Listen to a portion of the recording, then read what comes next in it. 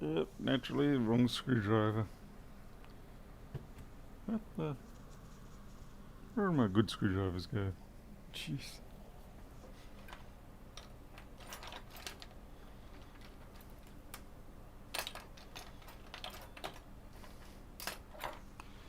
Hey everybody. Yeah, a little bit earlier. G'day Jim. Yes, this is definitely not a Mac repair. This is a Lenovo small form factor Think Station. It's an old machine, but the person wants it repaired and it is the weekend, so I can't get replacement power supplies or anything else. So this is going to be a classic bad cap scenario based on the symptoms. Looks like I have to click out. I don't want to have to. No.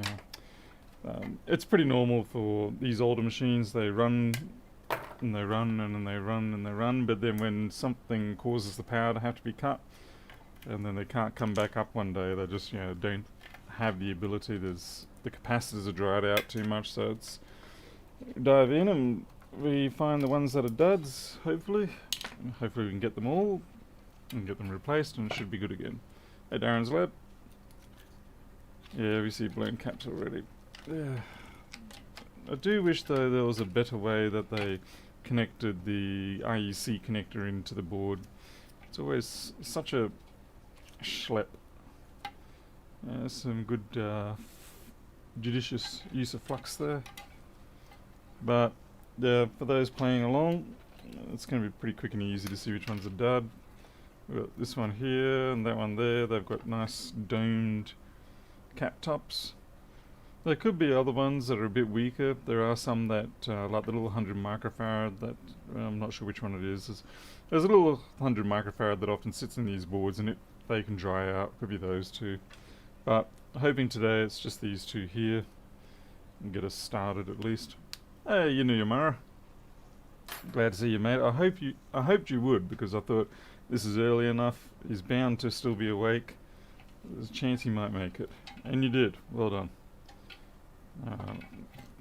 And it is a pain in the butt working on these damn things.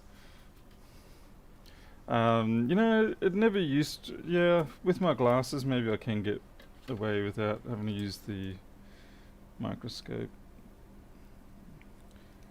Sort of fairly sure this one, this actually looks like it's been worked on before.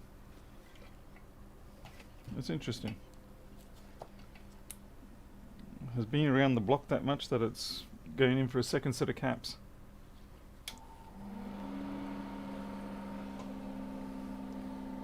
What I really should do is change my soldering iron tip though. I don't think a micro pencil has a place in this repair. Get out of there.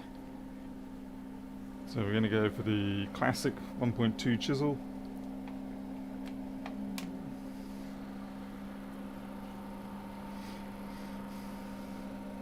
As long as I'm wearing my glasses, I've got a reasonable chance of doing this without the microscope. But certainly these days I find myself more and more just, without even thinking about it, I go to the microscope. So we're just adding a bit of leaded solder there, and that'll let us rock these babies out. Gonna rock around the clock.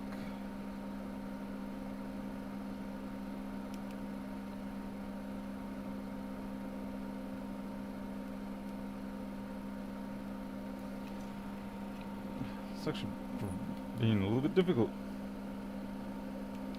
There we go. So what do we got here? 2200 63 OST. I've never seen that brand before.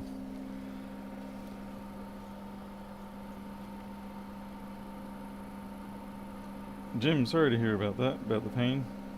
You know we're always thinking of you.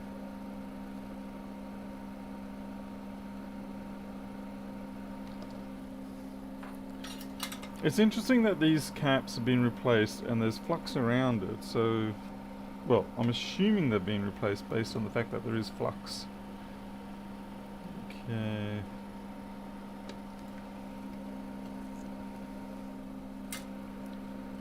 Get this next one out. Let's see...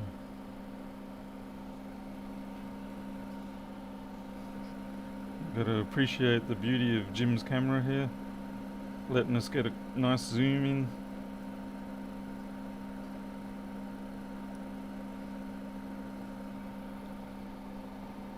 And another 2200 6.3.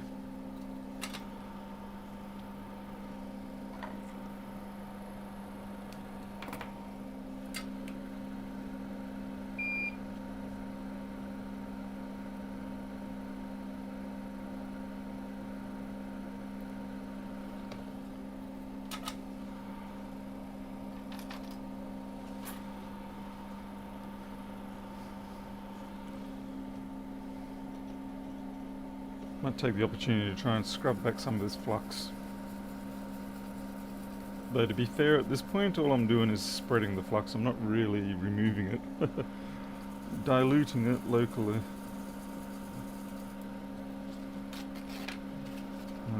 Dab it up, that'll help it. So it's quite a bit of flux.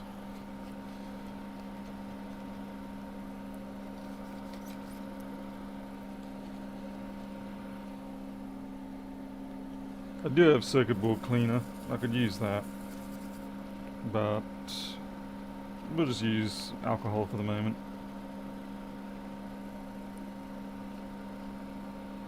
Okay. Hey Oliver. Alrighty.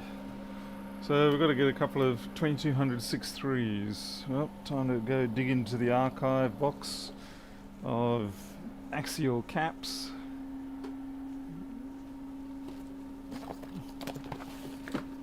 And hope we got something that's good enough.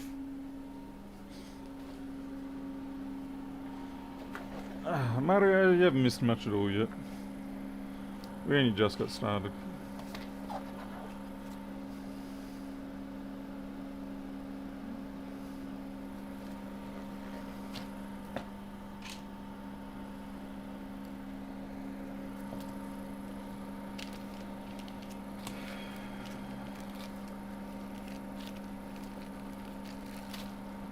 The real trick on this one is the fact that they're 2200s. And they're elongated. So I've got mostly thousands around here. Another 1,000, 1,000, 1,000.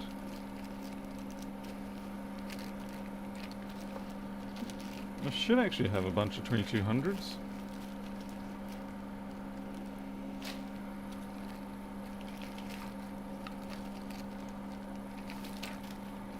$2,200, 10 volts. I'm not going to be able to fit those in there though.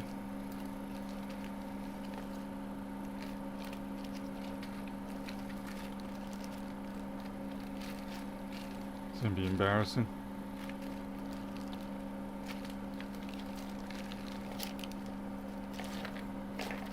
Seriously?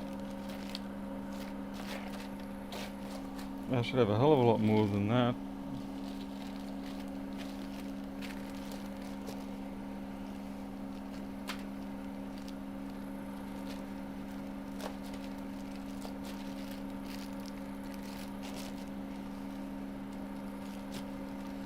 Realistically, on these power supplies, you probably could get away with just putting in a good quality 1000, but yeah, trying not to. Yeah, 2200 25 volt, that's a massive overkill.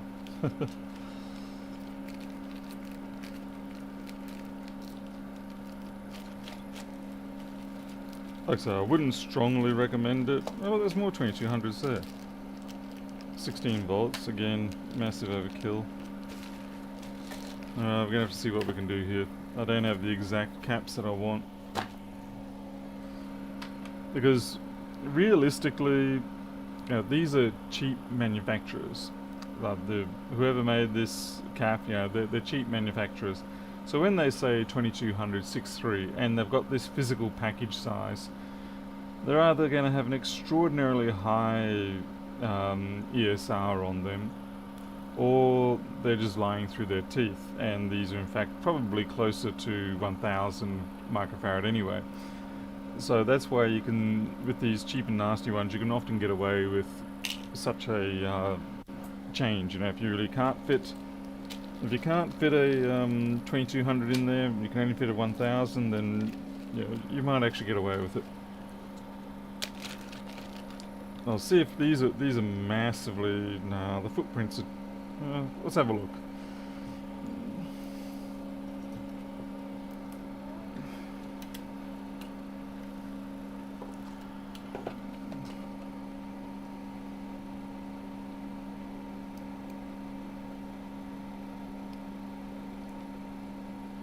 There's a damn transistor in the way of that one.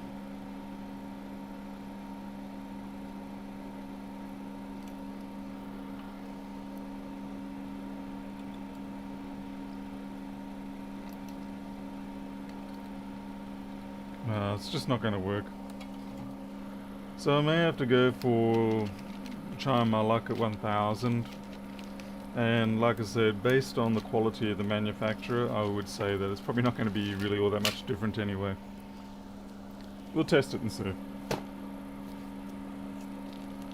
So 1016, 1063.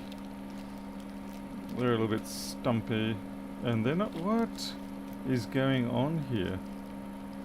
I just noticed they... I don't know. I have got a mix here. They have shipped me a mix. There's a 220 microfarad in here, 35 volts. And the rest are 1000. No, there's 220, 220. There's a mix of crap in there. Yeah, Darren, I could do that, but it's not going to fit. So, you know, it's, yeah, I know about you can put it into parallel, but it's not going to fit. It'll be an ugly solution. Or the other way you can do is you can just have two 2200s in series, and you would get the same effect. 1016. Just trying to find something a little better than 1016. Maybe 1010. 1025. We're going backwards here. 1010. There we go. Tim, I'm on very early.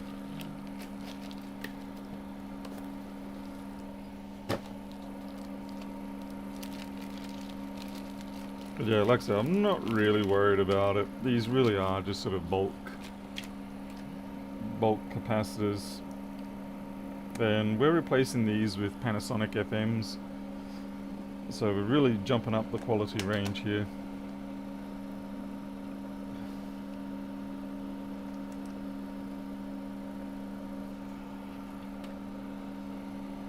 This is going to be a bit of luxury living for this power supply now. Getting loaded up Panasonic FM caps.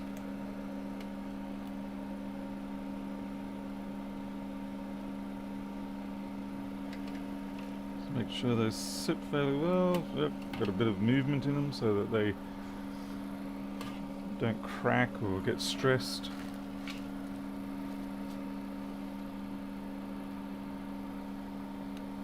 W. Yeah, that piece of solder is not going to be big enough. That is the other fun thing when you switch over to this sort of level size of soldering and you're running around with 15 thou solder, and you got to feed in a hell of a lot of 15 thou solder to make that connection.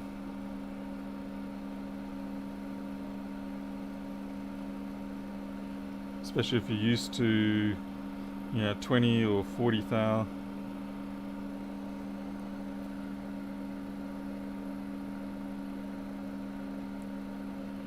Good. Hey, Crazy Joe. Let's clip these legs, leave a little bit on the top.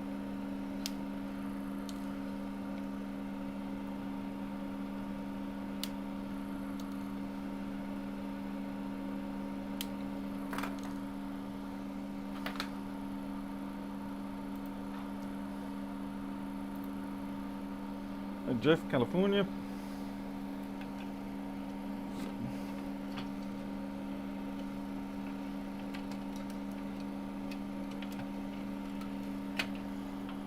We're do the twist.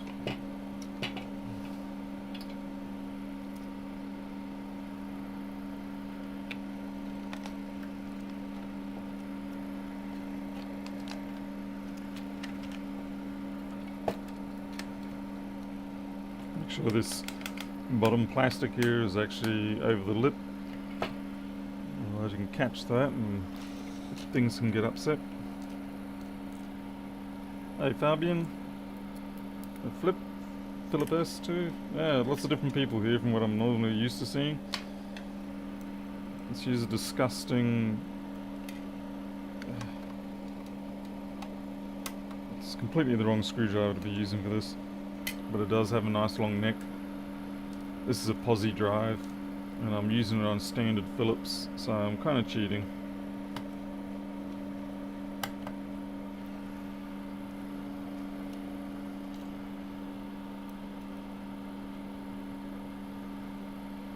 Oh, Tim, you do it. That sounds good. That's pretty much what my university degree was originally, which was, at that time anyway, called Computer Systems Engineering. And that was the primary sort of where they were heading, is in embedded devices, things like that.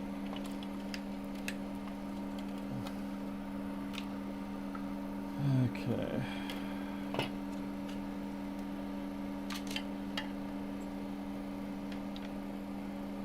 Get the fan to hook around.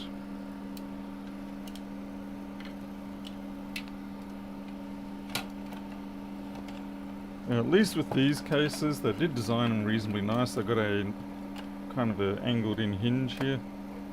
So you just slide it in and there it goes. Much nicer than the nasty press fit ones that you get everywhere else.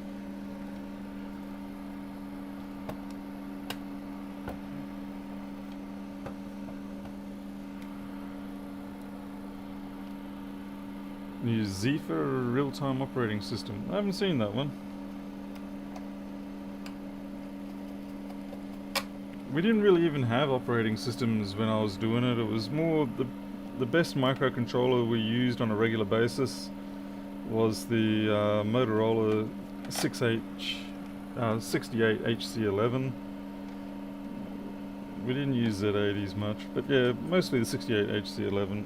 And then we'd have things like PLCs if we wanted to do something like particularly dedicated. I gotta say, I much prefer the microcontroller market now. Hey Defpom. Yeah, I'm just violating a lot of principles here, Defpom, so you might want to actually look away.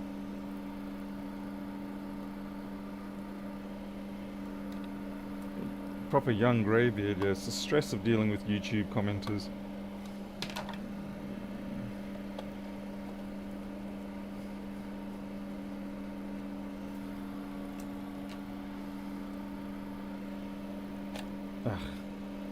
Now, of course, Lenovo doesn't make this particular power supply. It is obviously done by Lighton, who makes pretty much everything under the sun, it seems.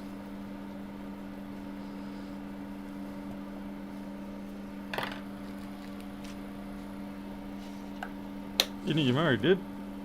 Made us an oldish laptop. Oh, yeah. Actually, unfortunately, I replied back to him already. Given that I'm in the middle of moving and yeah, just so many things, I'm not able to help out on that one. That was the PowerBook one. Would have been interesting, but I'm really unable to right now. I just don't have the room. Alright. Yeah, I've got my tester around here somewhere. And if I can't find the one that I've got in here, there it is. As I say, if I couldn't find the one I've got here, I've got one downstairs. But I do appreciate that, Yamara.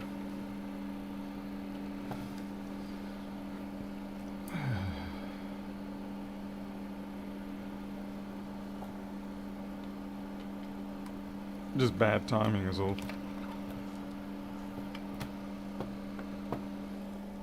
Alright, let's see if we can make some fireworks. Hopefully not electro boom style though. Not in the mood for that. Okay, that's disconnected. That's that. Let's Safety glasses. I legitimately do wear safety glasses for this, but these will have to do.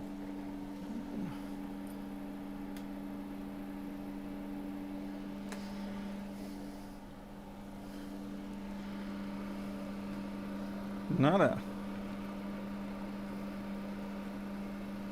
Well, that's a disappointment. Did I miss something?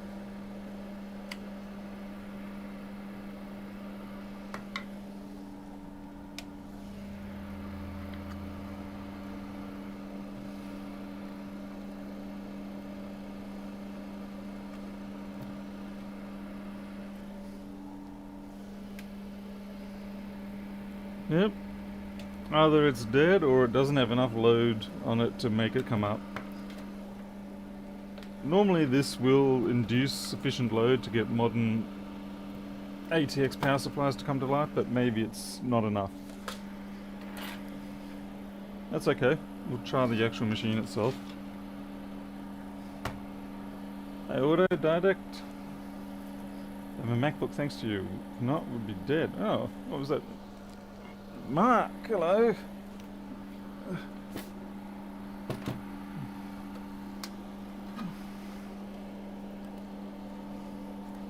And on opening this and looking at this angle, this main board needs work too. Straight away. Right there and there. Alright. Extended job.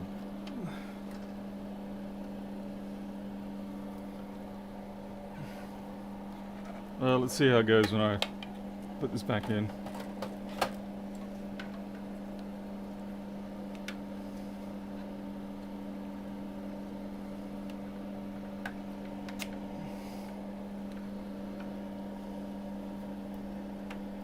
Looks like it needs a clean too.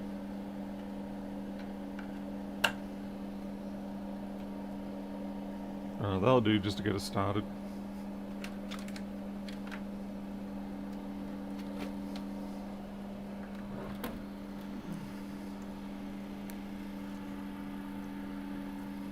Mark, yes, I've got enough fruitcake now for a lifetime.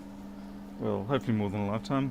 Thank you very much. Yeah, it actually threw me for a bit because I was getting messages on the phone saying your delivery, Mark, is due, and I'm like, someone's used my number and they're sending it to the wrong address. And then the delivery person turns up and I was like, oh no, some guy has got his order all mixed up and I'm getting his order and I better find out who it is and send it back to him. And then the penny dropped and I realised, so thank you very much for that, Mark. And of course the kitty cat stuff. And that was only about 2 hours ago. Anyway. Okay, so that's plugged in.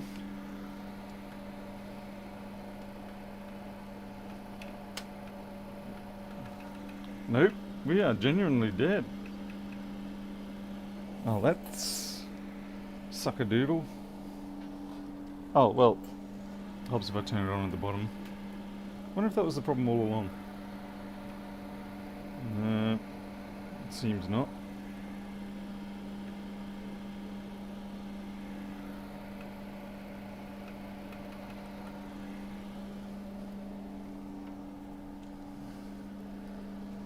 I'm feeling disappointed now.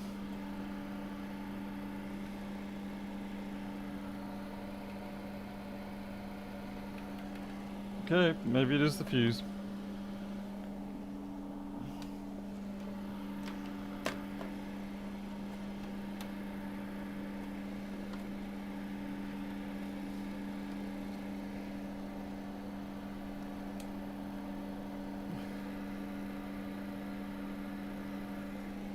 Oh yeah, that's I know you did, Mark. Yeah.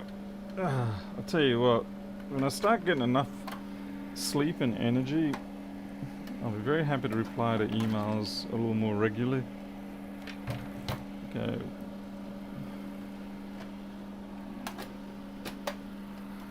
And yeah, this is going to be old because this is Vista print Intel Pentium. Really cutting the years on that one.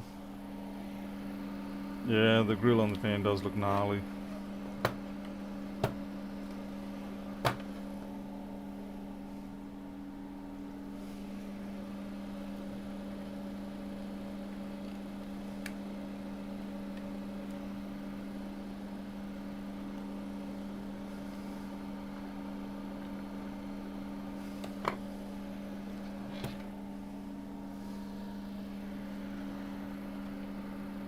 I'm not moving as in property, I'm moving as in I need a bigger workshop.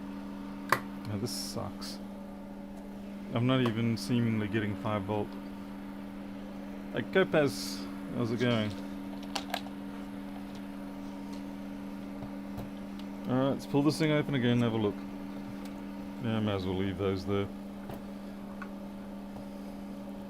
I do wish I knew where I'd...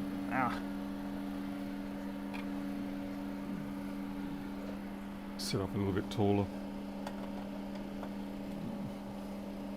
I do have proper screwdrivers for this somewhere, but not here.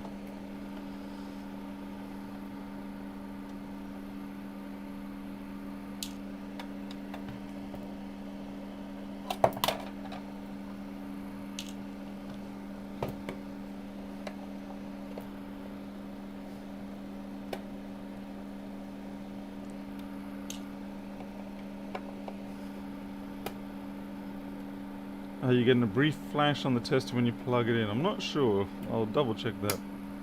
Hey, Scott Ashcroft.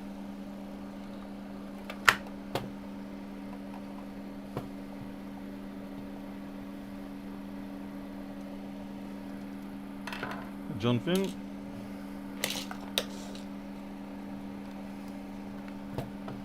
Right.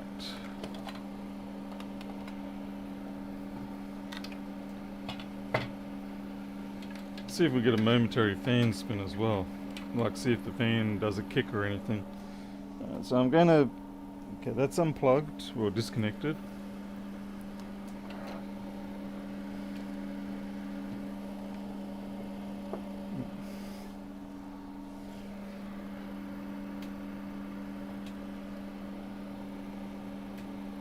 I don't even get a brief.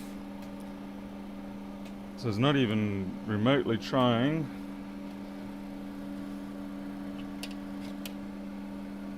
So yeah, it's doesn't have an included fuse, unfortunately. I was hoping that maybe there was a built-in fuse on the input.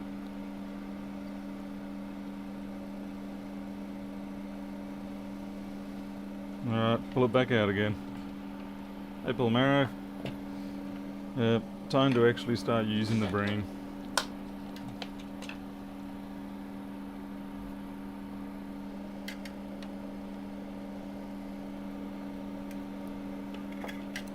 See if any, maybe the TVS's or some of the TVRs, see how they all look. So yeah, primary stage. And this is definitely where I dislike the fact that you can't get that main section disconnected.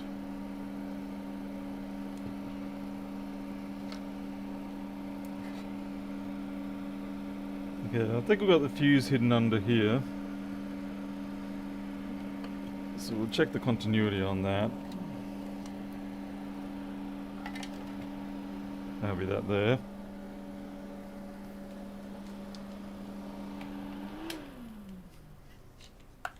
Oh, believe me, I'm not much better at switch mode. I am working on it, but for the moment it's still early days for me. Okay, it's continuity mode. What did we say the fuse was? Okay, this is fuse here and here. It's open circuit.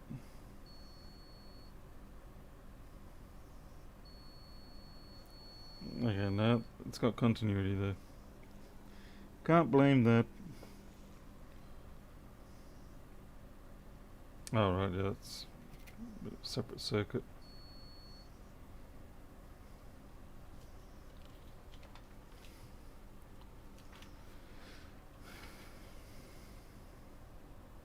So what else have they replaced? So the two caps up here replaced. There's this.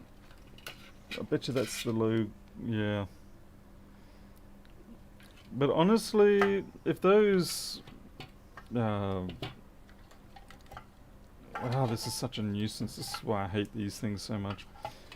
Anyway, this cap here, I think this is the one that I was talking about where they tend to get a little bit cooked up by the heatsink and they have a tendency to die. And it's been replaced, but if that was at fault, I mean, I'm going to replace it. But if that was at fault, I would expect at least some sort of startup hiccup and just not this completely dead state. But we'll replace it anyway, just in case.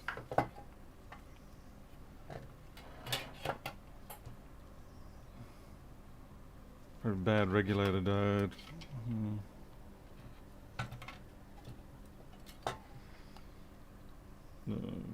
What else have you replaced? Another one in there. There's 2 caps in there. That sounds like a very professional opinion, actually. I think we'll go with that.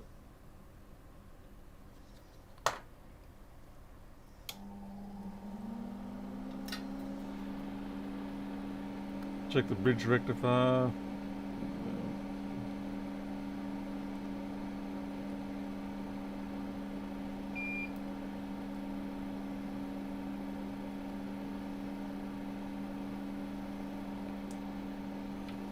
Come on, you mongrel. Damn it. I need to have miniature fingers to get these things out sometimes.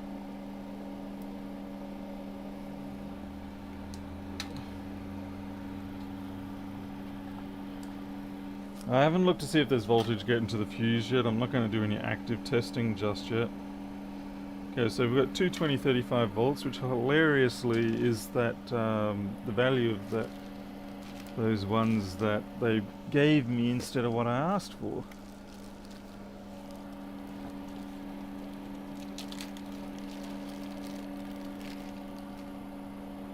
No, this is...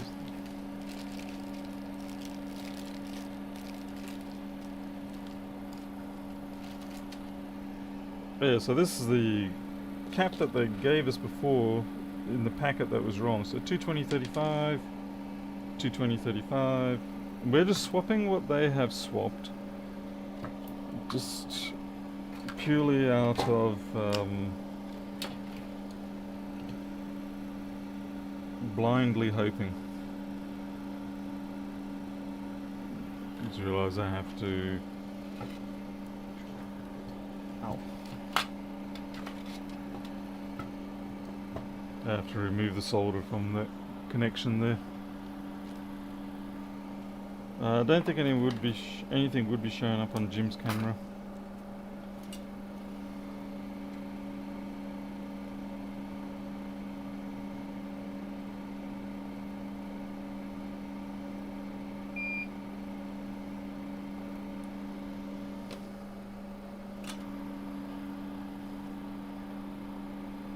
Check the big diode screw to the heatsink. Get there. Just as soon as I've finished violating this.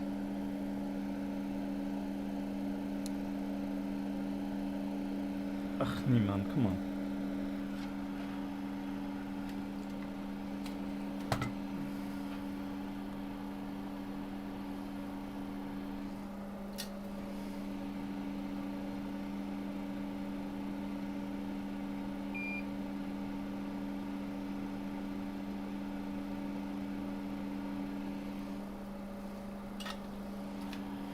We're doing our soldering completely wrong. Feeding the solder onto the tip of the iron half the time, rather than on the leg of the part. No, I know what you're meant to do. Sometimes you can't do.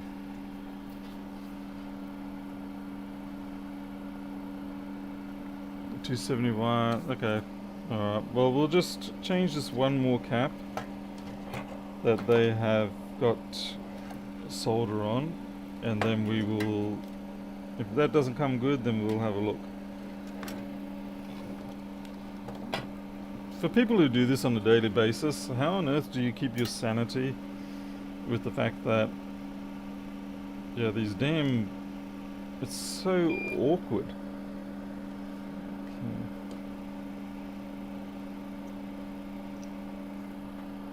Okay.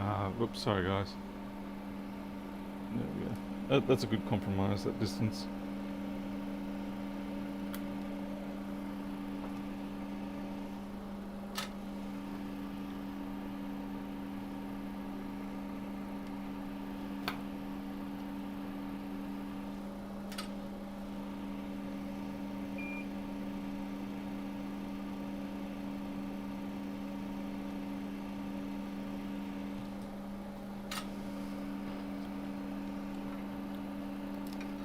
Hey, Sutterbridge.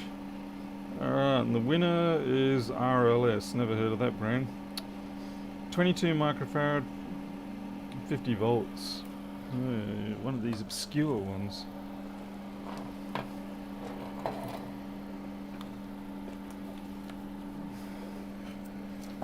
So we need to get at least 50 volts. That's going to be a big ask. 35, 35, 35. We could use a 4763, but I don't know whether that 22 is critical, you know, whether it's some sort of compensation or phase type capacitance. I doubt it, but okay, 10 microfarad, 50 volts, great, yeah.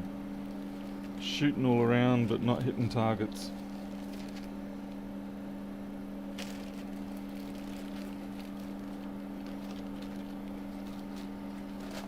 Well, we'll use a 2263, that'll do, in the nice pretty blue colour. That makes it extra nice.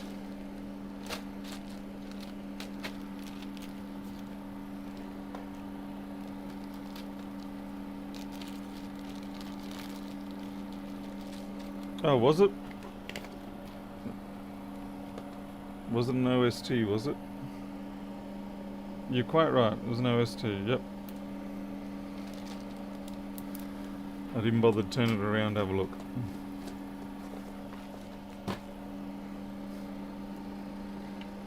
In that case, it still remains a brand I didn't know of. So nothing much changed there. There's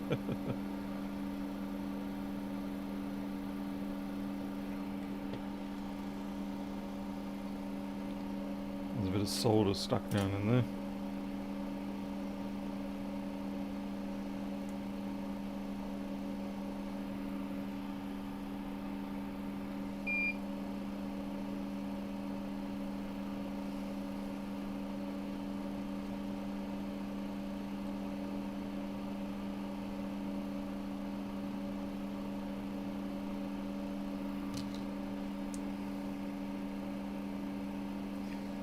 Something jammed in there that doesn't want to come out.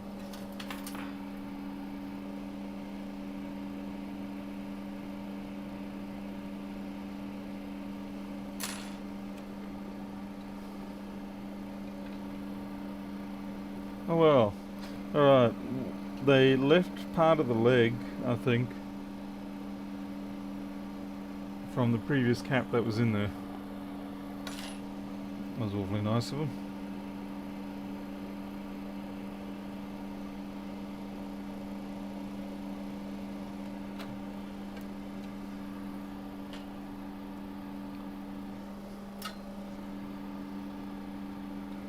Dragunov, yeah, sure, just give me a minute.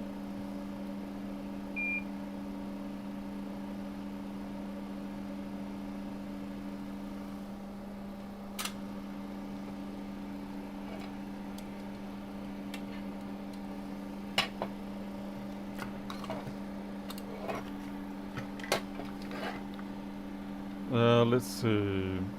PS 5281 hyphen 01 VF. A semiconductor. Yeah, so PS 5281 hyphen 01 VF.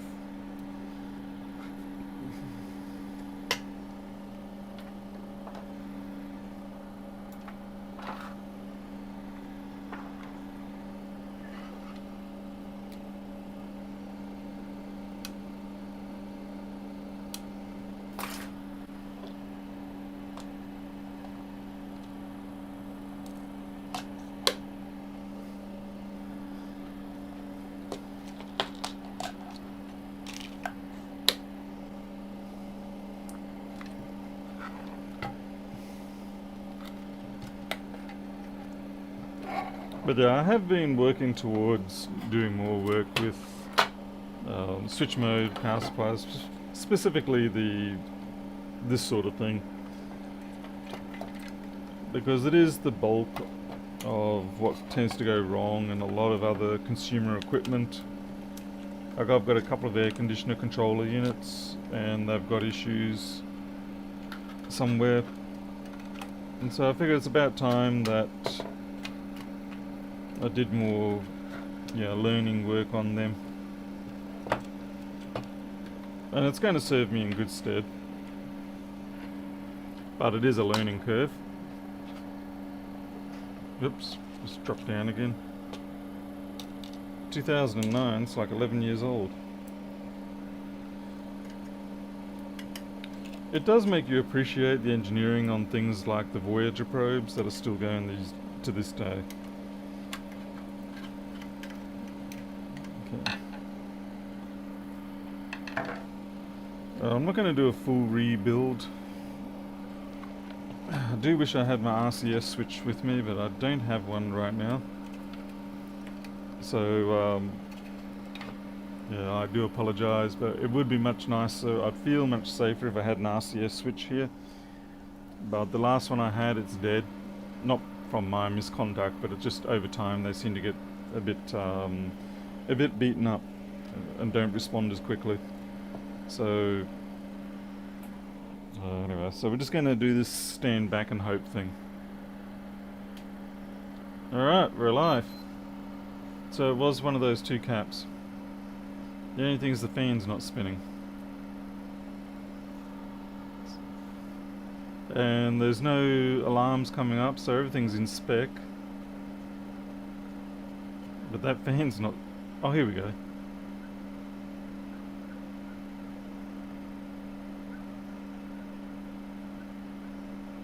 Wow, is that fan buggered or is it just... RCD, yeah, sorry. Basically, the lifesaver switch. Fan is fire trucked. Never ends. I just need to push start it. Where am I going to get another fan? Another 80mm one. And these wires are amazingly tough.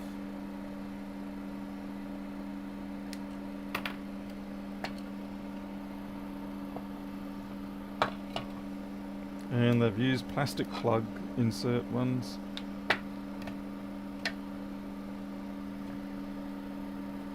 I'm going to have to replace those. They're all deteriorated. I'm going to have to replace them with the coarse pitch screws. Oh yeah, that's very messed up bearings.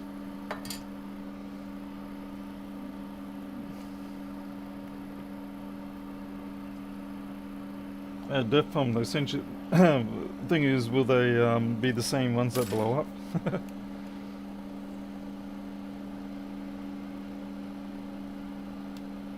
Okay. This does have a removable plug, so we may actually be able to... We may be able to bring this one back to life. Here we go.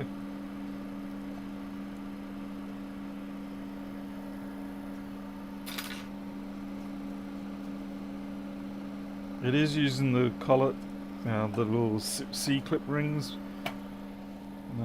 First thing I usually do is I flush them out and then I'll put the Singer oil in.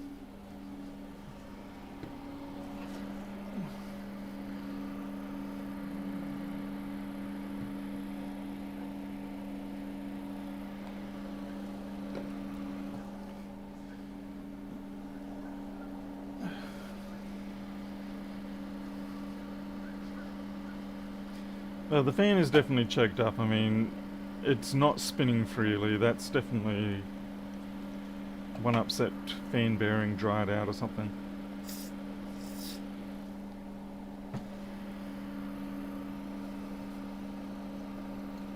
Yeah, see, now it spins a lot better.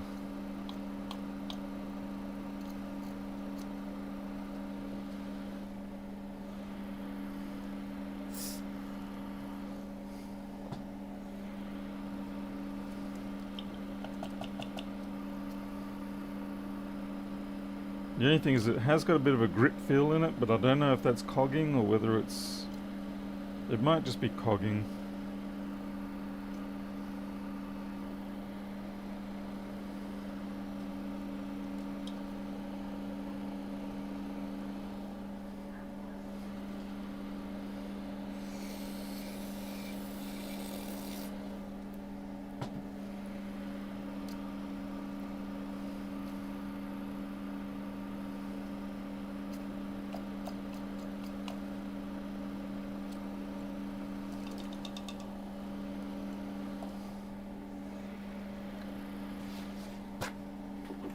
I really should just go upstairs, get a new fan.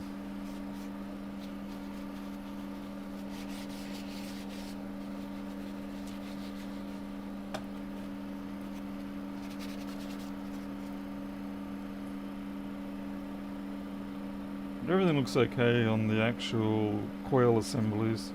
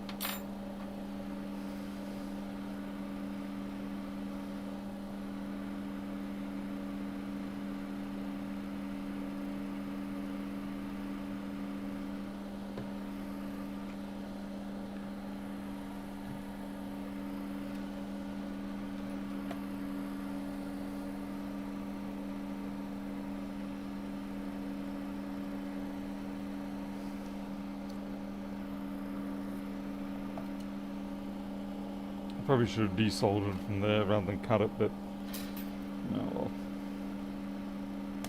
What I can't get over is just how hard this insulation is. I do have wire strippers, by the way, but I'm not bringing them out for this. Okay.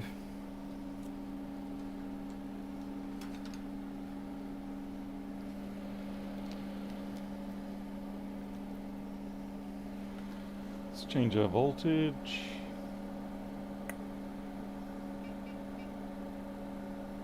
Start out at 4 volts. I mean, this is a 12 volt, I'm pretty sure. Yeah, 12 volt, 0.3 amp.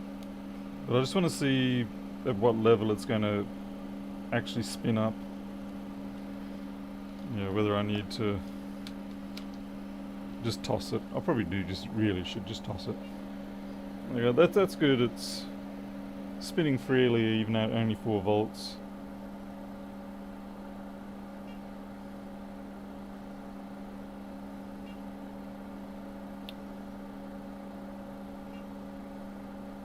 We'll go at 400 milliamps, see how it goes.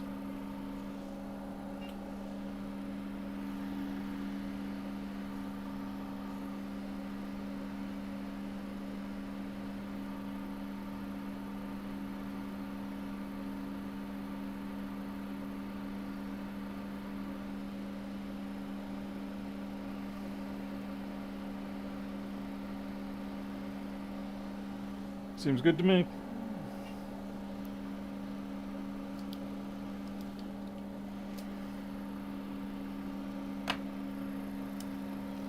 Now, unfortunately, that's kind of worn out a bit, so we'll seal this over with something a bit better from here. We'll use some Captain tape.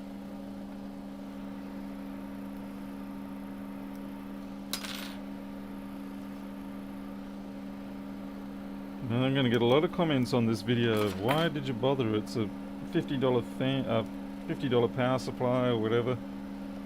What's the point? And yeah, sometimes it's just fun. It's like, no, he didn't do it for fun. It's like, oh no, he might have.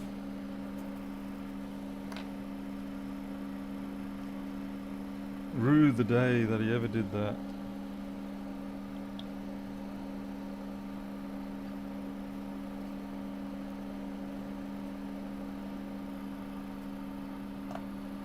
Oh, really, Neko? Alright. Now, next problem is going to be reconnecting it, because I'm a dimwit.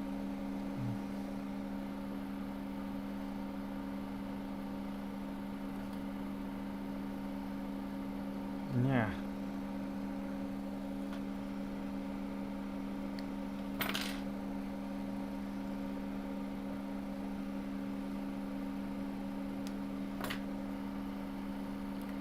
I wouldn't like to try and make a drone out of those cooling fans, because they will tend to be very poor thrust generators for the weight and for the energy input.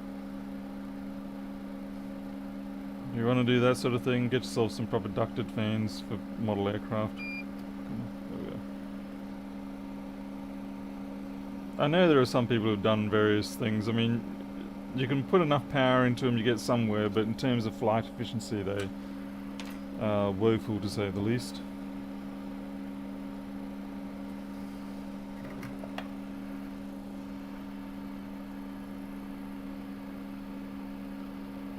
Yeah, it is it's a retail client, local place. I mean, I don't think the machine is worth much more, but it's a sake of convenience type situation. It's the weekend, easy for him to get sorted out now, get back on. Okay, now I've got to get some heat shrink, find some. I do have a good number of.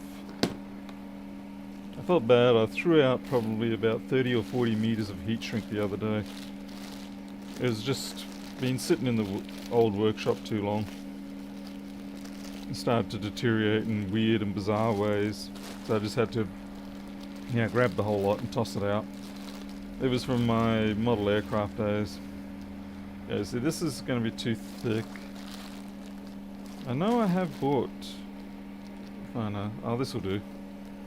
It's the wrong colour, but it'll do.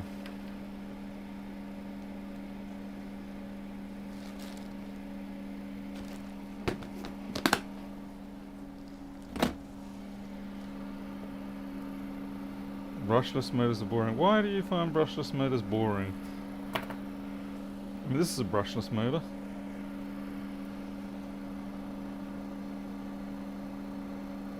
Brushless controllers, especially when they're sensorless ones, it can be quite entertaining, especially on the design side of it. But we've done a spectacular job these days of producing very good brushless controllers. GR1R Jones, you're welcome. Thank you. Thank you for the 10. Wow, wasn't expecting that.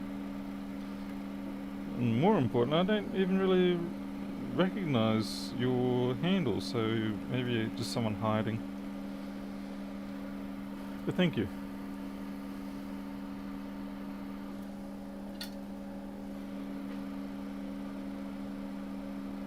Yeah, man. Just lading up that connection with excess solder, thank you. Yeah, that's what we want. Let's have a nice fat blob on there. Phew.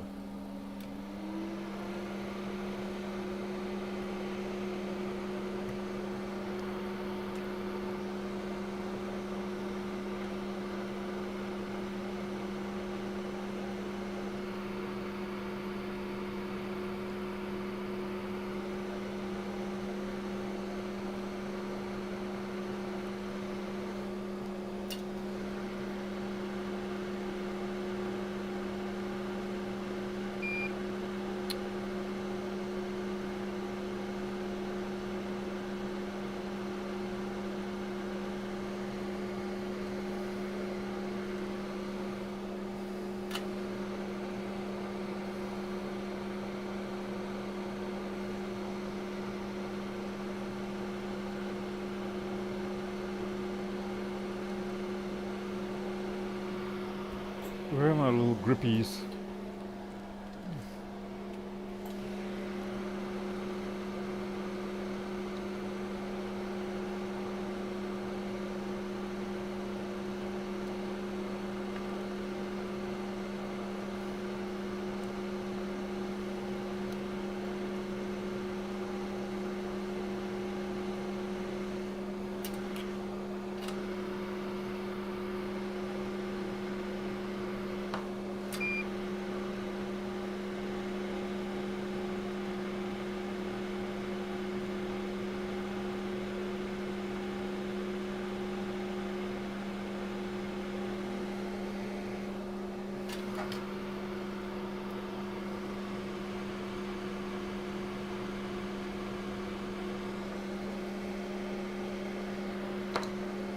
Here I've got a very small Hershey kiss on that one, so that's why I've added more flux and ruined the whole lot.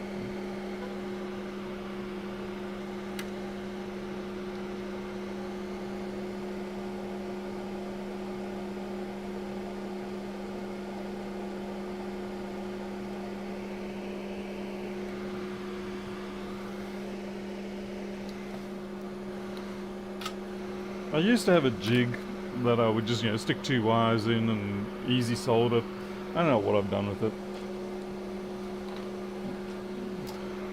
It would have been awfully handy just now.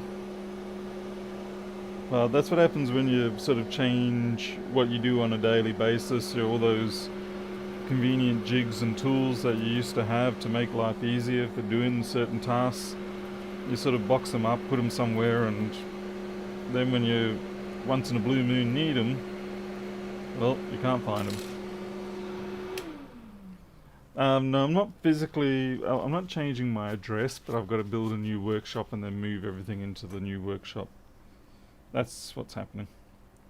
Sorry for the confusion.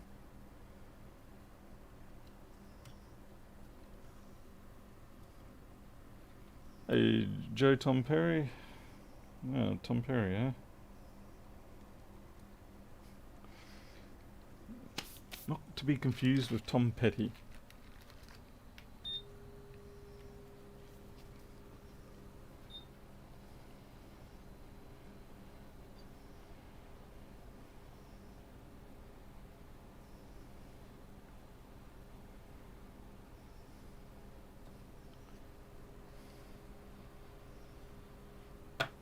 Okay, we're all done. Tim, I'm ashamed to say, but it was contact cleaner, circuit board contact cleaner. I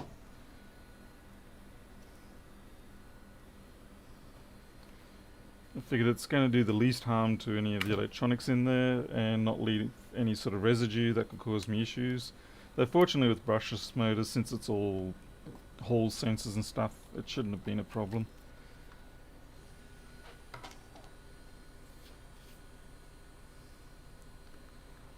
Fabian, that's called cheating, and I do that on a regular basis. But I see you noticed, so yeah. Alright, let's get this thing primarily back together, and we've still got to work on that main board, since we've seen it's got bad caps.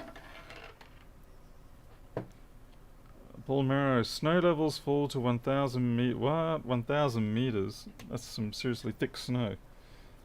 I think it'd be the end of the world if Tasmania saw that much.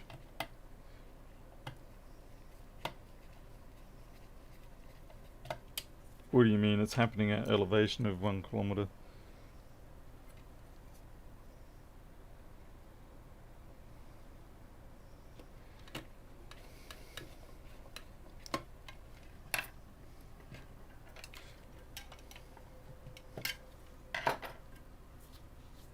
Yeah, I've got some fan screws around here somewhere.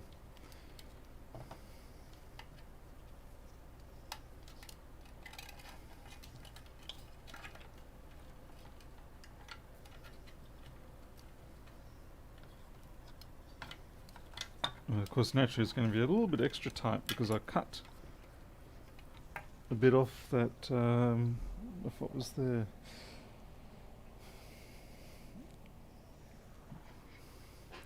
Sorry, I'm looking for the container I just had with the wire, that's where it is, yep. Because it has some cable ties in it.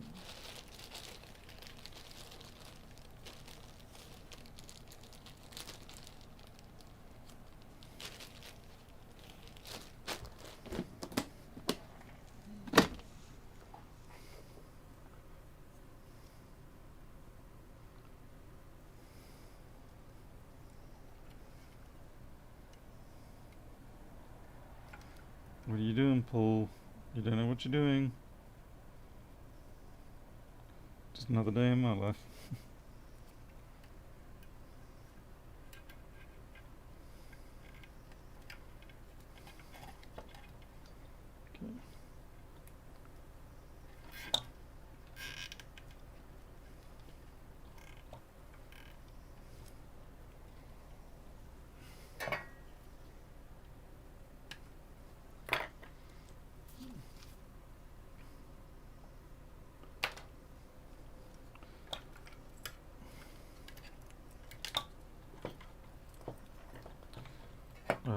I just got to go grab the fan screws. Except Fairly sure they should be in my PC screw container. Screw sets. Question is, where is my PC screw container? Ah, found you.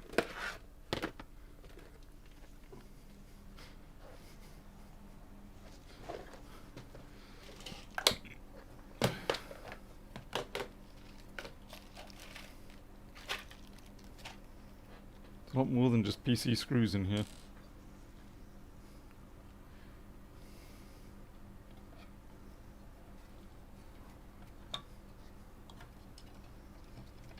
So what we'll do is we'll get that hinged slot section up.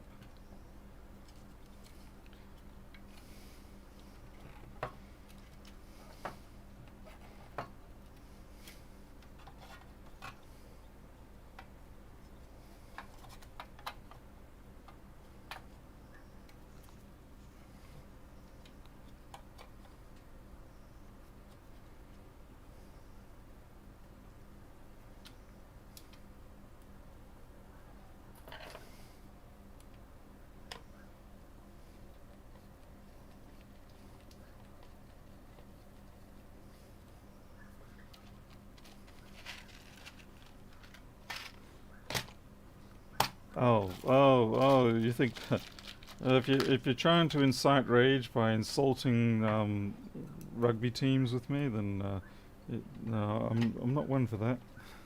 I don't really give two hoots about that.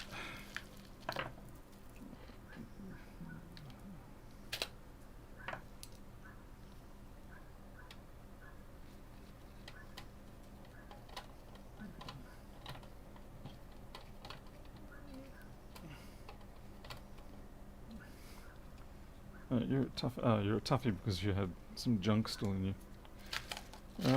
One more.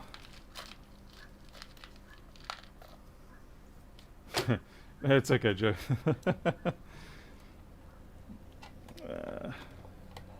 There are ways to get a rage rise out of me, but I'm going to keep that hidden for now. And besides, where I am at the moment, it should actually be the Cowboys, since I'm in the Townsville region. Okay. Alright, so one fan assembly restored.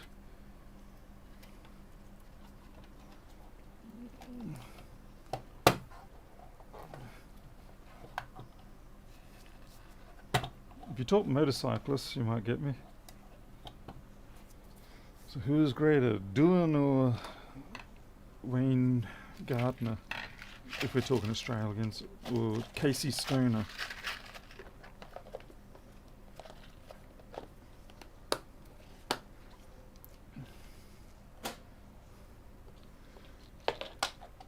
Yeah, Andre, I actually probably have more interest in AFL than I do with rugby league. I probably have more interest in rugby union than I have in rugby league. Rugby league is like the bottom of the bottom for me. Joe, where are you in Australia? I mean, we got a nice stadium in Townsville because of the Cowboys sort of thing, so I guess there's something to be thankful for there. I do wish they would move the motorsport situation out of town though. Yeah, they've got the street circuit, but I think it's time that Townsville got itself a proper racing circuit. Long overdue for it. The only thing we ever really had was the dragway out of Bowley, and I've run down that strip a few times. That was good fun, but yeah, we need something more serious. Oh, you're in Brizzy. Oh, cool. It's been a while since I've lived in Brisbane. I used to live in the... first I lived in... crap. Can't remember now. Anyway, I was in inner city area, and then I moved out to Carindale, and then I moved back into the inner city area at... what's the red light district called? Damn it, memory. I'll know it as soon as I see it. Yeah, Wayne Gardner didn't do so well in the V8s, really. I mean, the guy's got a lot of passion. That's the thing. He's a very passionate bloke, and he really did bring motorsport into the forefront, particularly motorsport into the forefront. Certainly, I would say that Mick Doohan was the true robot. He was just brilliantly good, in spite of all his smashed up bits, especially in the rain. Fortitude Valley, by the way, is the place I was thinking of. Yeah, so Fortitude Valley was a fun place to live for a while. Okay, now that we've got it reassembled, we're going to plug it again in and make sure that it works.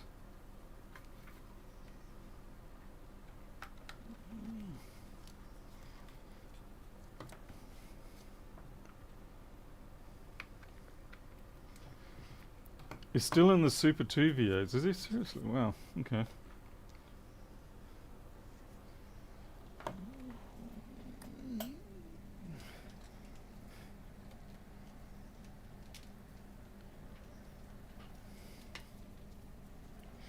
It was unfortunate about Casey Stoner stepping out, but I see we've got a new Townsville bloke in the motorcycles. Damn, what's his name? He's one of the few Australians in the MotoGP nowadays. Okay. Right, so the fan's actually spinning properly now. You may not be able to see that, but it's behaving as it would expect.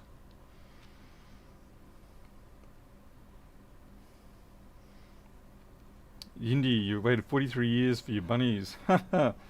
Yeah, when I read that first, what you've just written there, I thought it was to win a girlfriend, like GF girlfriend, and then I realised you meant grand final. That was a bit of a weird misreading of it. Screw loose on the back. What are you talking about? There's no screw looses. That's not a screw, that's a locking standoff. Yeah, the output rails have been checked on this and they all come up good. Hey from Belgium.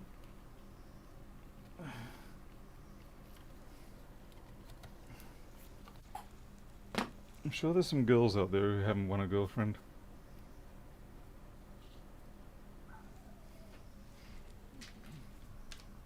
And there's some boys out there who haven't won a girlfriend.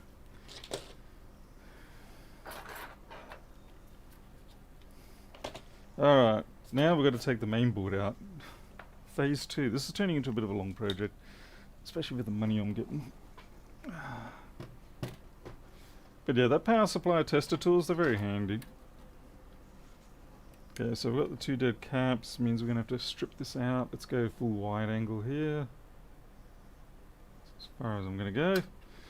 John, the fault was either of the small... I'm suspecting it was probably this little 22 microfarad 63 volt cap. Oh, that is vile. I'm going to have to fix that up too. Alright, so mainboard out time. At least with these machines, yeah, it's fairly, well, comparatively quick to get the gear out.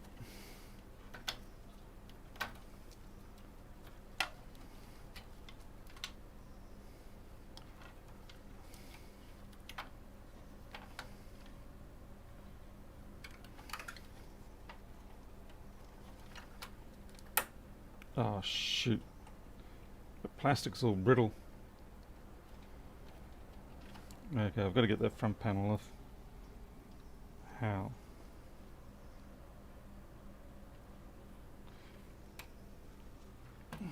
I'm misreading the situation here slightly.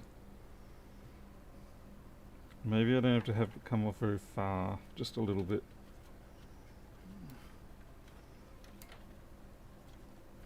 We'll lock this back down just in case I botched up something.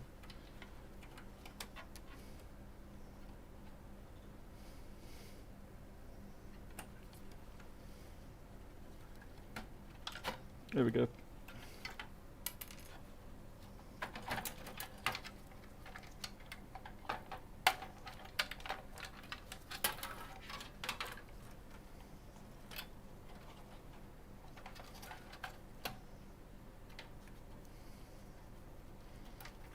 Right, I didn't need to disconnect the fan.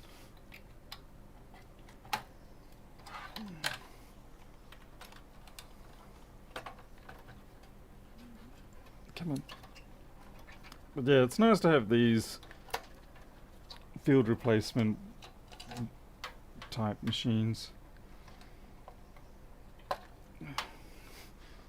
Makes it a lot quicker for when you're out on a job. You know, once you know what you're doing with it, then it's quicker, unlike what I've just experienced here.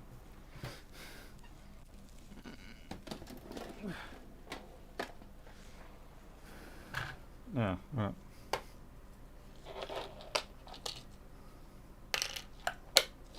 Yeah, I don't think I'll be, I don't think I'll be hot airing off the top there.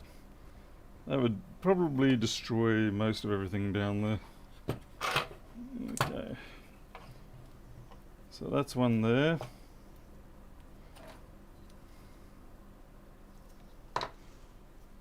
We may have to do a hot air assist, I don't know. We'll see how it behaves when I start hitting it with the fresh solder and trying to wiggle it out.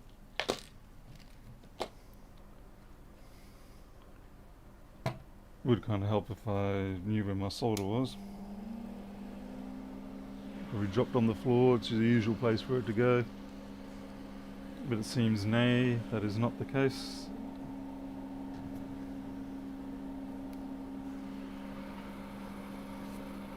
Hey ZX, welcome.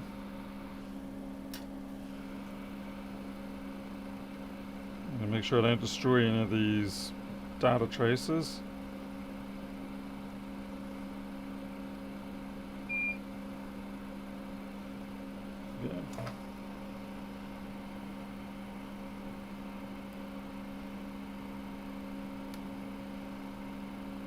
I know which one's ground. It's this one. This may actually require some hot air assist to get out, because that ain't budging.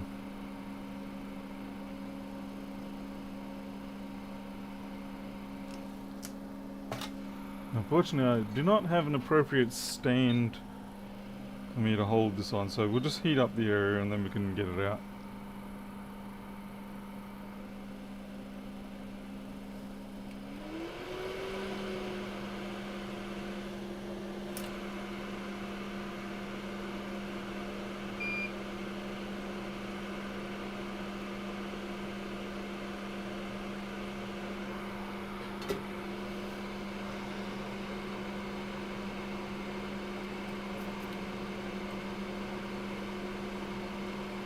That's one down.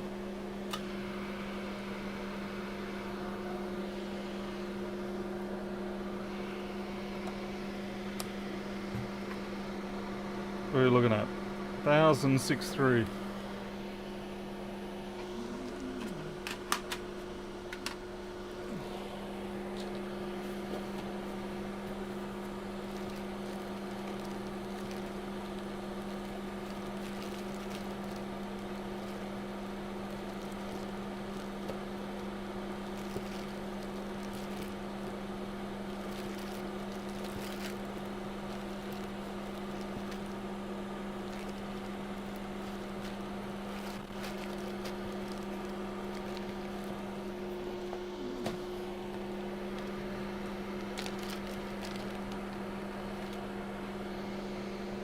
Well, it's a little proud, but because there's no obstructing components above it, we can get away with it.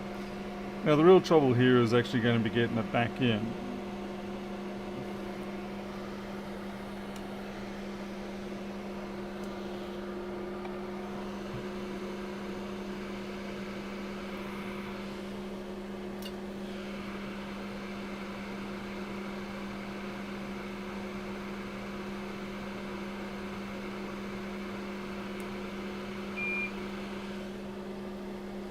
And the trouble is the pitch of the legs, the pitch of the legs is very fine. So you basically, I'm going to have to hot air wick it probably out. I don't imagine the solder sucker will simply not work on this. You won't be able to get the vacuum pull with the solder sucker to get that out. So you basically, yeah, I'm going to have to hot air wick it.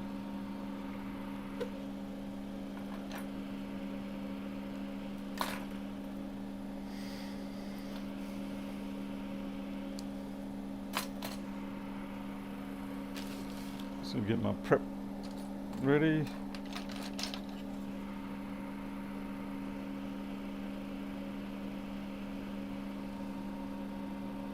Should do the job.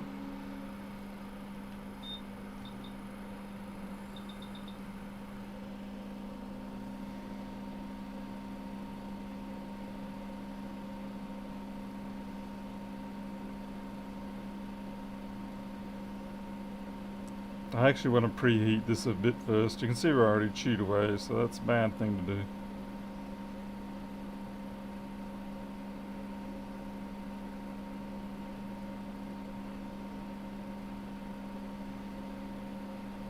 Yeah, it's good. Good enough anyway.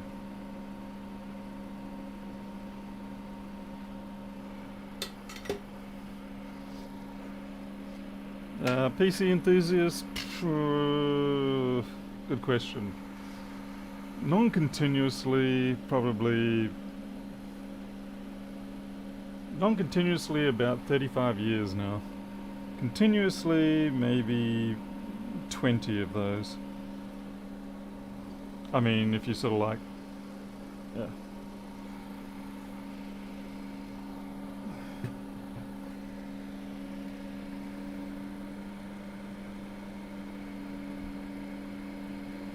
I did more work with design and manufacturing than I did with repairs. Repairing as a business is not something that I've really bothered with until recently on a serious type basis, like as an actual career.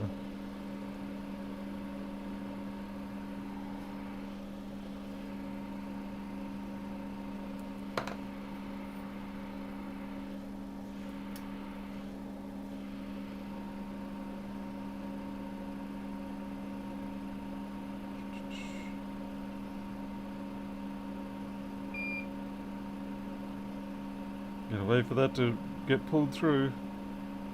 Yeah, I don't know if that's pulled through or not.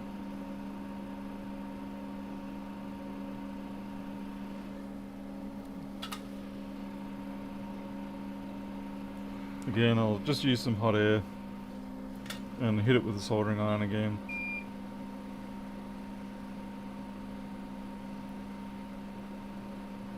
What the hot air does is it just basically heats up the board around it so that the component in the hole actually gets the heat from the soldering iron rather than it all just being sucked away. So you're less inclined to do damage to things that way.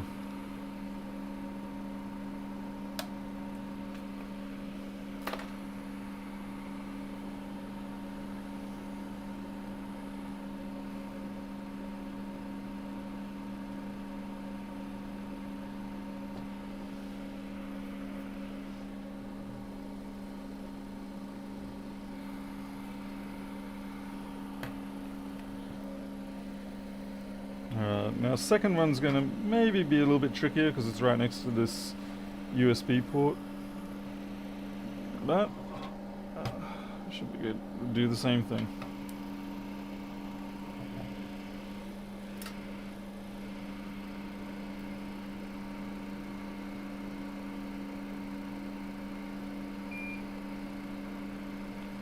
The reason why I put the leaded solder at the start there is it just pickles the lead free a bit, and that lets it sort of generally melt at a slightly lower temperature.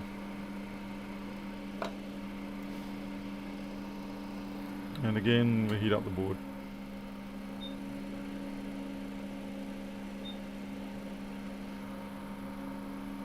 Hey Basil.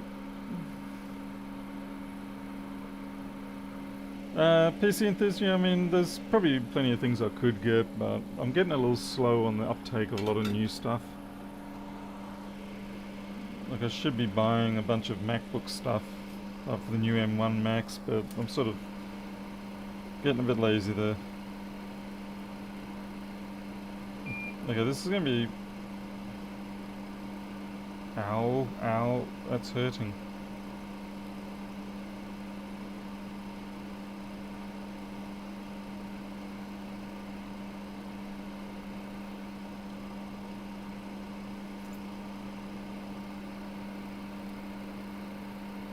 Really need a third hand here.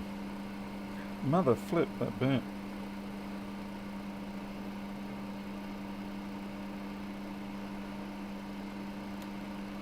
That's alright, Paul does swear occasionally.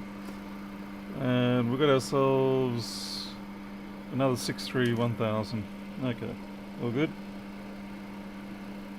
And again, we will do the hot air wicking.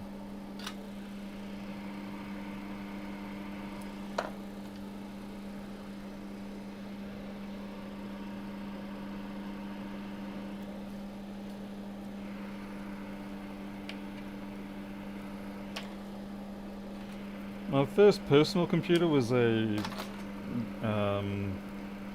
Mr. Smith VZ200, which was a laser 200, I believe, just rebadged. And that was good until I destroyed it, trying to improve the audio circuit on it. But I did manage to build the expansion, memory expansion, and a few other things on it. It was good.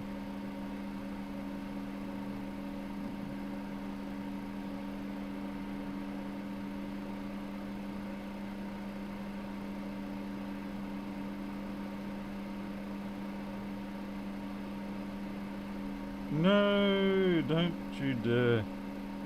Yay, managed to make it through. Whew. Worried then for a second that I was going to lose the wicking ability just short of breaking through the hole. If that does happen and you don't get all the way through, you can use a small drill bit to get through. Not ideal, but it's better than not. Tandy 1000s, I do remember those two, yes. I remember going through the Tandy catalogue many times over as a kid. There's one of those TSR 80s.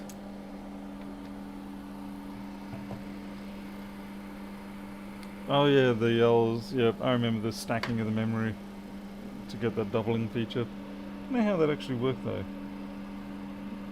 But I do remember it being a thing. Did you have to lift up one leg on each chip so that you could have it on a different addressing bit? I think that's how they got around it.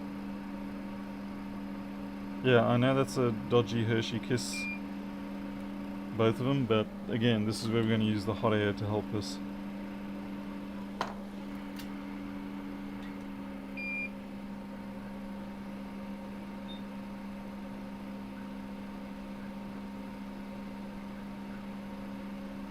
Yeah, see now that wicked in nicely and gave us a nice fillet at the bottom. That's what you want.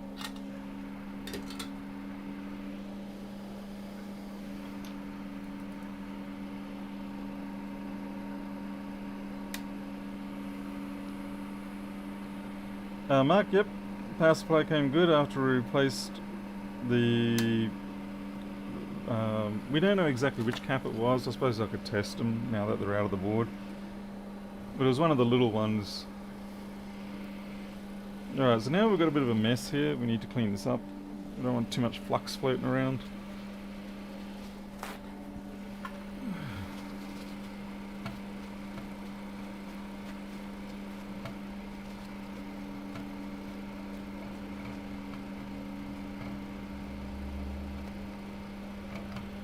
Okay, so that's the bulk of the flux removed. Now we can wash it down. Fold it over a couple of times.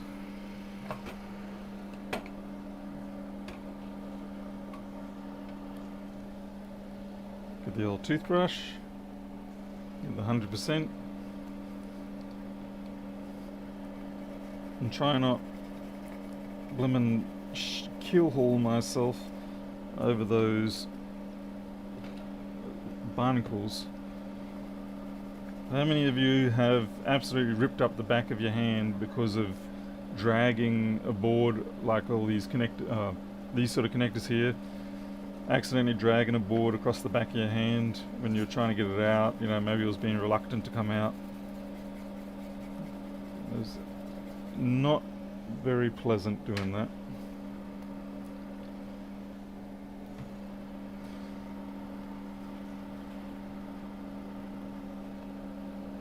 Or the other thing is when you're just trying to take a daughter board card out or something like that, and you slip against the legs of the board behind it. Okay, we need to do something about this fan. That fan is a truly terrifying looking thing.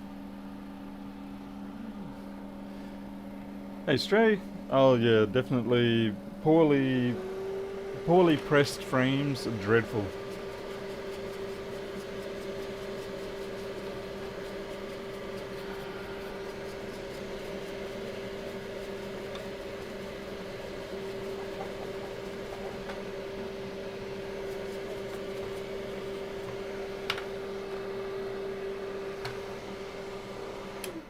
Oops. Didn't mean to switch it off, but I guess I did. I'm going to take this fan assembly off and give it a clean.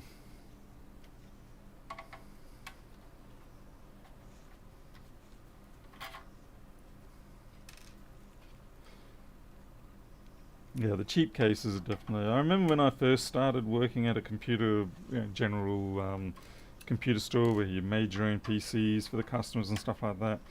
And the first few batches of computer cases were that terrible, cheaply pressed, deathly sharp. And it was mostly sharp because they all had those ultrafine burrs in them where the die cut didn't quite cut perfectly.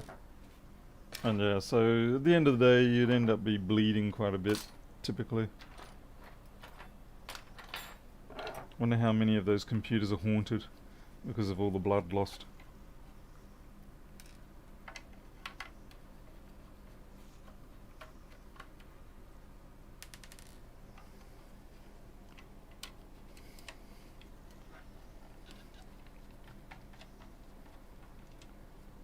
This thing's getting a real service job on it, even though they're not paying me for this part of it, but I figured while it's out and about I may as well take the opportunity. Oh man.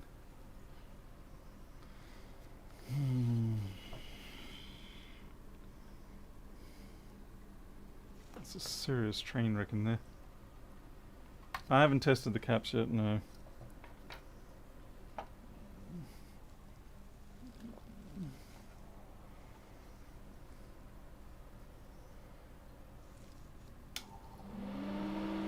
Yeah, the gloves are kind of falling apart on me. They're not used to dealing with yeah, they're not used to dealing with sharp edges and stuff.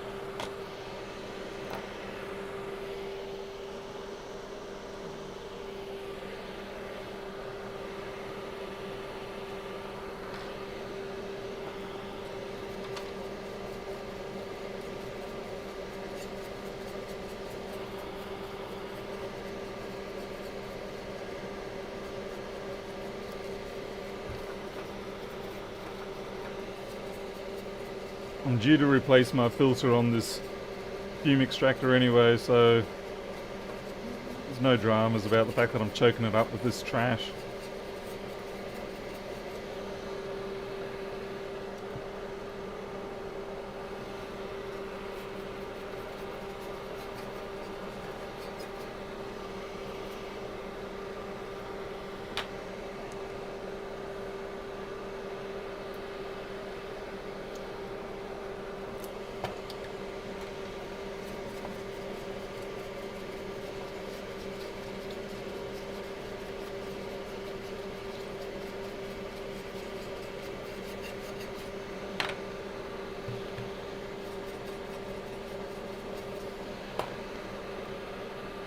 Right, I can see through the fins now, so that's good.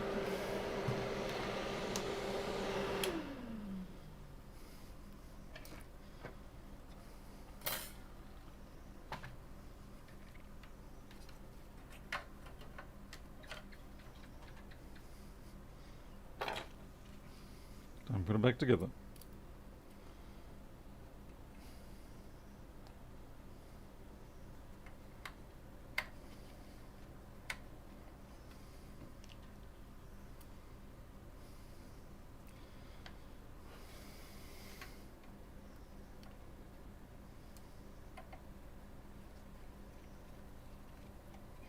Now, I'm fairly sure I can... so that's stripped through. That's nasty. I know I've got the wrong...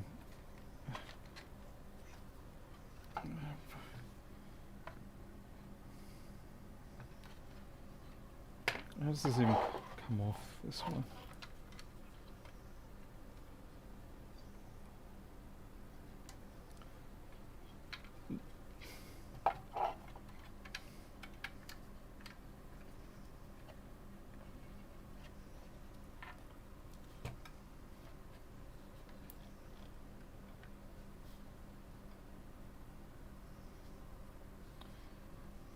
I'm trying to work out how to... Oh, you mongrel, you actually did strip out. Oh. So you're in trouble when you're dealing with this stuff is that... Oh, you're full assembly removal. Oh man, that's not what I was planning on doing. Damn it. Well, there's that. Definitely getting the heat thermal paste replaced.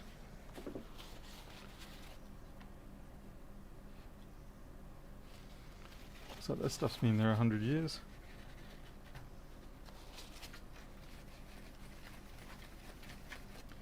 What have we got? We've got an Intel 5200. Oh wow. Okay.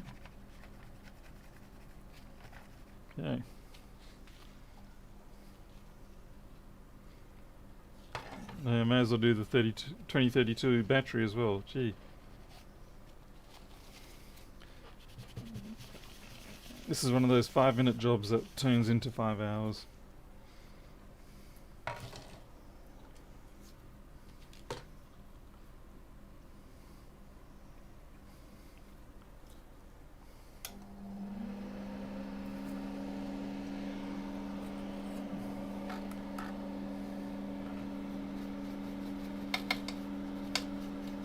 Really, when it comes to the repair industry, I would like to think that my better contribution is the software side of things.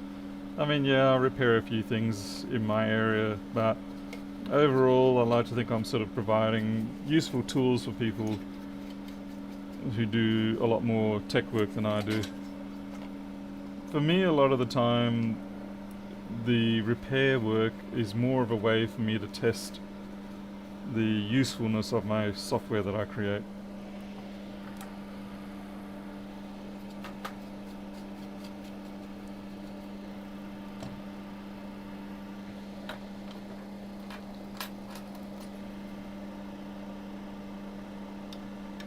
KTS, I wonder if this isn't a...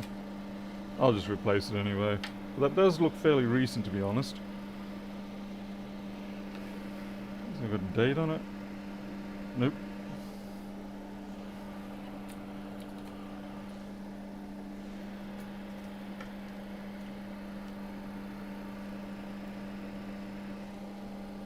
It's 3.23, it's still perfectly alive. I think this one's been replaced relatively recently.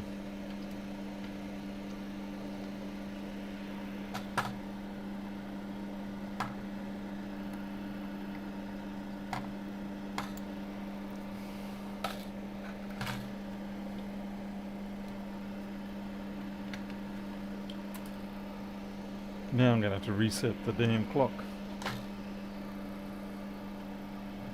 Hey Martin.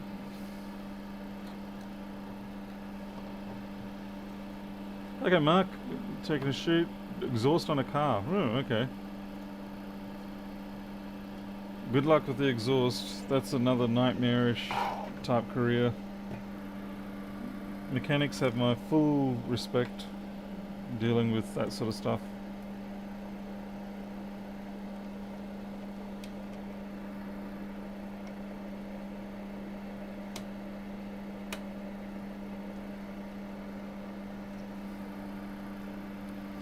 Okay, now the problem we've got is this startup here, you can't even see it, this one here was actually just broken through, which is a real damn nuisance.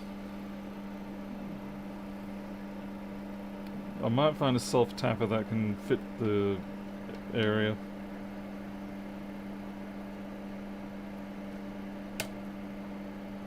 It's just simply plastic fatigue, that's all. I mean, mind you, I've got 3 there. That's probably going to be fine.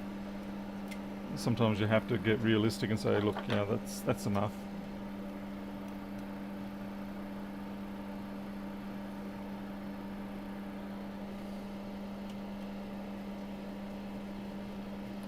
Let's abuse the posi drive again.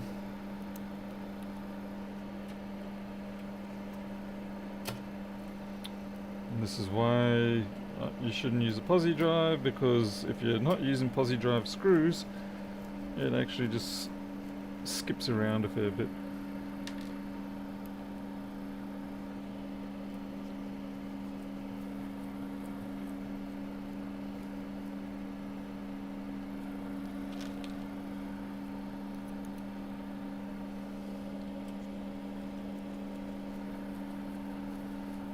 Oh, thank you, PC enthusiast.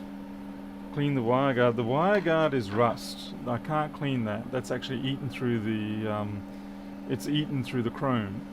So what you're seeing there is actually just rust. There's no point in me fixing that.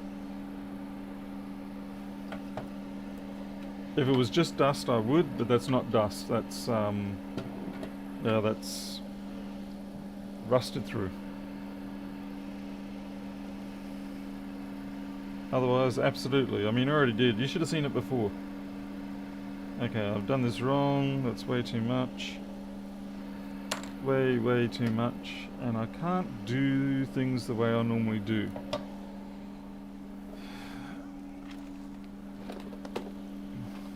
Fortunately, this thermal paste is very good at spreading itself out.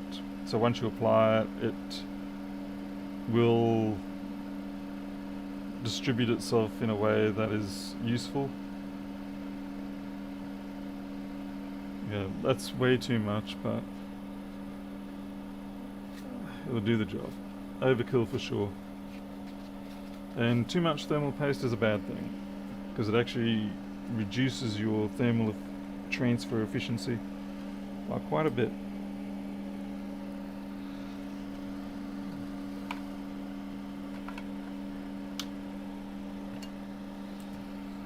Now if I can get this to wiggle...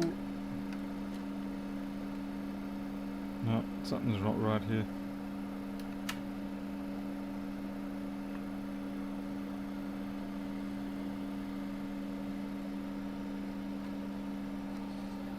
Wiggle, wiggle. Alright. They'll be okay. Yeah, I've got a bit crazy on the glove there.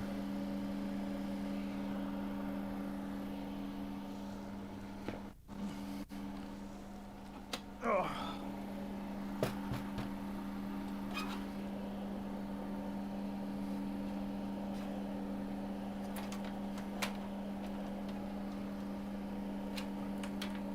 This one here needs cleaning out, and I'm actually genuinely not sure I'm going to do that. Oh, you can't see it.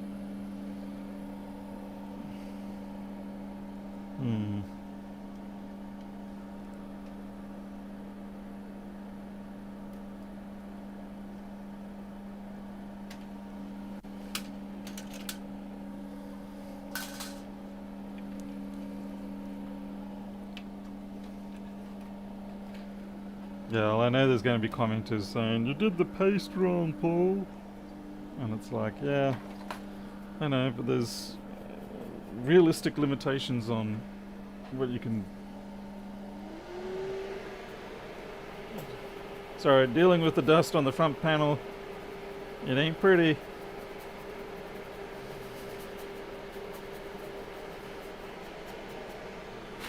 And it's done.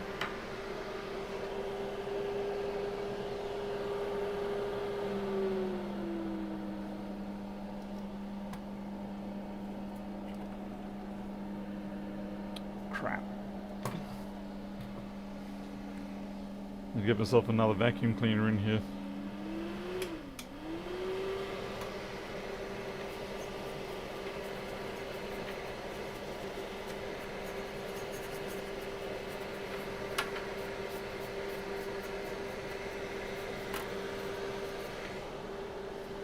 Hello, Belle.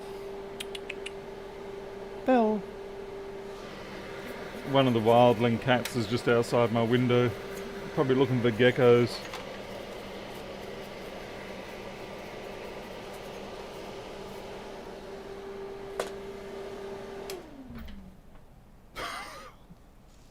Crazy animal.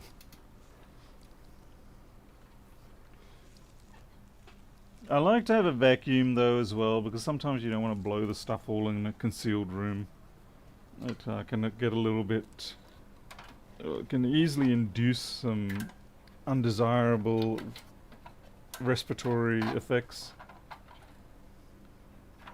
Okay. I don't have an air compressor for this room, no. I've been looking at a couple of them, but I don't have one for this room. Okay, there we go. Back in its rightful place. Now we start the joy of routing all the cables again. Well, not routing, just reconnecting.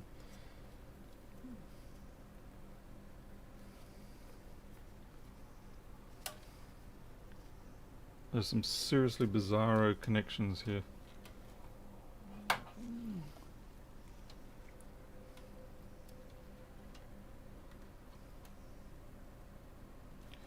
Right. Wait.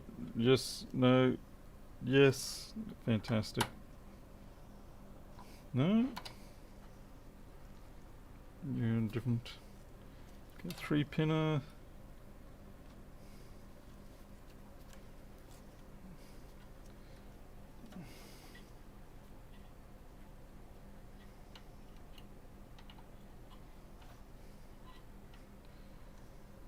No, this must have...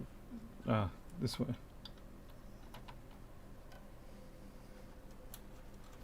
It's a speaker. Well, I hope that's it. In trouble if it's not.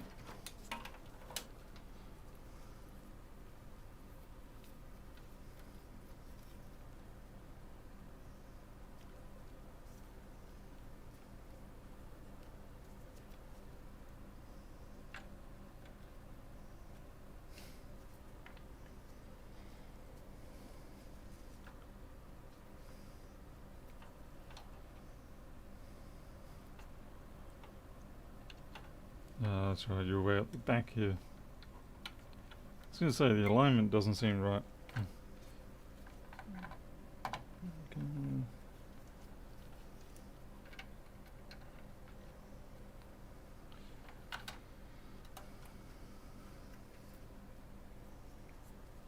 Right, you go to the hard drive that has been removed. It's time to put the power supply back in now.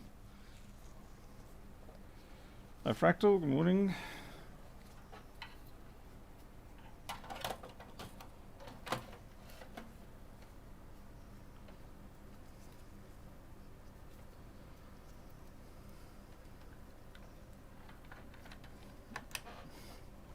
Okay, it's clipped, so that's good.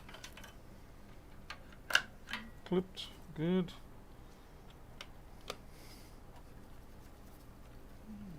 Get this reattached.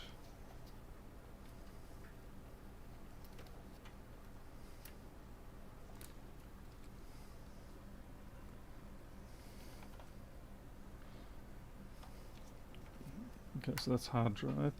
We will actually power it up without the hard drive attached. General cover my butt policy that I have, whereby I will... Oh, plus we've got to screw the power supply in too. But yeah, I prefer to not have any irreplaceable user data present in the machine after something like this, just in case you've done something dumb and you're about to bridge 12 volts across to 5 volts somehow. Realistic or unrealistic, it doesn't matter. The fact is, a risk is a risk, and it doesn't take much to just leave the power supply, the hard drive out. Alright then. You can always, we'll stick the chipmunk in, and that will tell us if we're coming good. Yeah, you can just see the chipmunk lights. Okay, now the power supply is not screwed in yet. Okay, we are plugged on.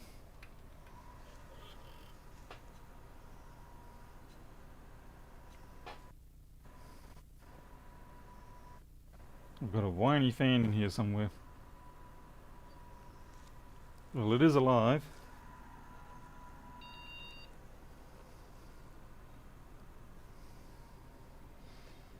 Seems good. So if you're not exactly sure, so green light means CPU activity, which means it's alive.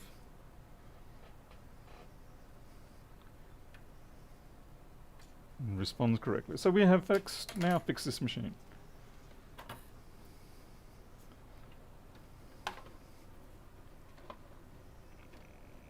Okay. Time to put the screws in for the power supply.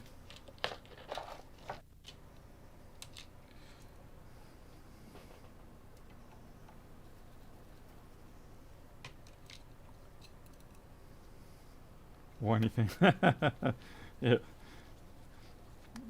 YouTube is the greatest supply of whiny fans in the known internet universe.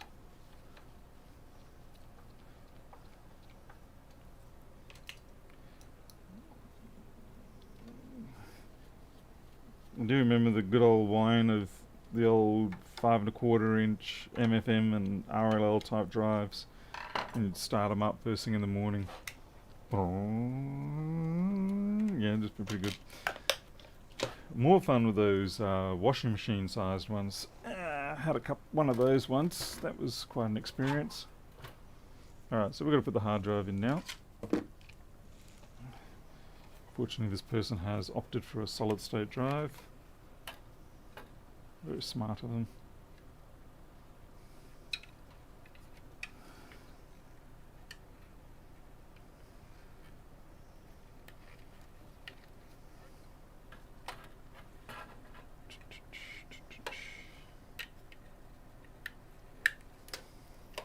Probably should have just... Wait, you got it backwards, Paul. Take that out.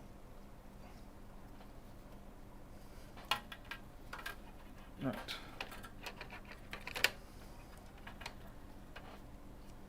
Okay, it looks like this one will come up into here maybe. No.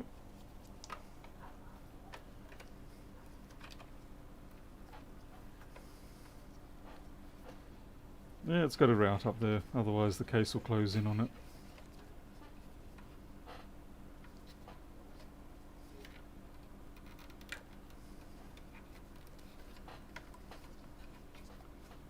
Likewise that.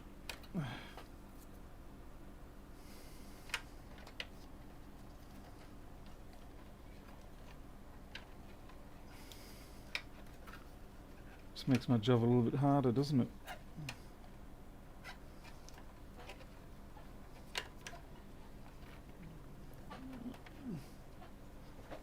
It's so hard, I've got to stand up to do it. There we go. Actually, I've got some relief on that. Looking good.